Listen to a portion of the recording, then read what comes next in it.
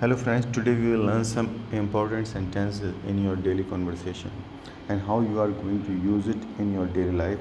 We will understand one by one. So stay focused and try to learn as much as possible from these sentences.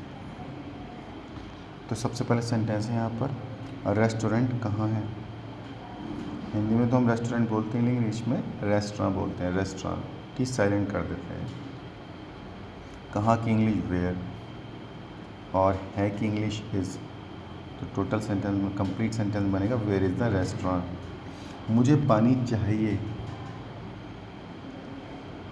मुझे की English यानी मैं आई हो गई, पानी की वाटर, और चाहिए की नीड। मुझे पानी चाहिए तो कंप्लीट सेंटेंस बनेगा आई नीड वाटर।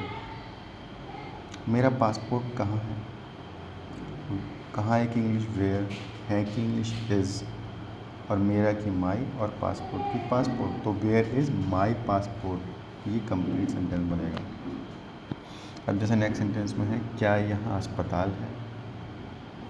तो जब भी हम क्वेश्चन पूछते हैं जो भी हेल्पिंग वर्ब होता है उसको बोलते हैं इज़ आर एम, वो पहले लगता है सेंटेंस शुरू होने से पहले, इसलिए इन्होंने यह लगाया है इज़ देयर आ हॉस्पिटल। और जब हम एक चीज़ की बात करते हैं तो वहाँ पर हमेशा ए यूज होता है। यहाँ पर ये इन्होंने ऐसे नहीं पूछा क्या यहाँ कोई अस्पताल है, यहाँ पर एक अस्पताल के बारे में बात कर रहे हैं, बहुत सारे अस्पताल के बारे में बात नहीं कर रहे हैं। तो हमेशा ए आता है, यही रूल है, याद रखना पड़ेगा आपको। ये इज़ देयर आ हॉस्पिटल। जैसे अगर ये पूछ लेते हैं यहाँ पर कि यहाँ पर क्या कोई सब्ज़ी बेचने वाला स्टोर है, तो तब भी ऐसे ही आता है is there a grocery store, और क्वेश्चन मार्क आखिर में। तो मुझे उम्मीद है आप ये ए का यूज़ करना समझ गए होंगे। नेक्स्ट सेंटेंस है संग्रहालय कहाँ है। संग्रहालय आपको पता ही है, काफ़ी टिपिकल हिंदी वर्ड है, पर इसका हिंदी इंग्लिश में मतलब होता है museum. Where is the museum.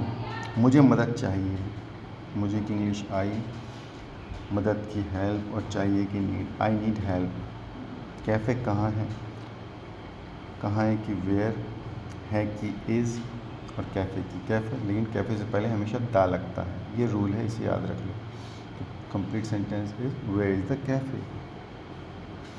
क्या ये सही रास्ता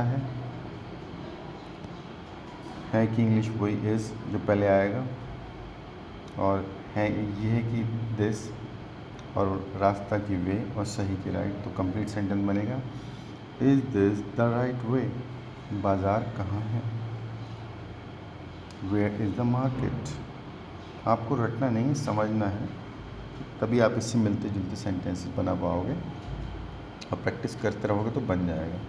नेक्स्ट सेंटेंस देख लेते हैं। मुझे एक छाता चाहिए, मुझे की इंग्लिश आई, मुझे ज़रूरत है या चाहिए नीड, और जहाँ भी यू आता है वर्ड में पहले ए ई आई ओ यू, वहाँ हमेशा ए एन का यूज़ होता है। आई नीड एन अम्ब्रेला, इसको वाउल साउंड्स भी बोलते हैं, वाउल साउंड्स और कॉन्सोनेंट्स आपको पता ही है। और नेक्स्ट सेंटेंस है पार्क कहाँ है, where is the park. Next sentence है क्या यहाँ गाइड बुक है, is there a guidebook. Station कहाँ है, वेयर इज़ द स्टेशन। मुझे और समय चाहिए, मुझे की इंग्लिश आई, चाहिए कि नीड, और की मोर, और टाइम की समय की टाइम। तो कंप्लीट सेंटेंस बनेगा आई नीड मोर टाइम। क्या यहाँ स्मारक का दुकान है, मतलब जैसे कोई आप यादगार चीज़ खरीदना चाहो जो पुरानी ऐतिहासिक चीज़ है, तो उसको सोविनियर बोलते हैं इंग्लिश में। Is there a souvenir shop, is there a souvenir shop.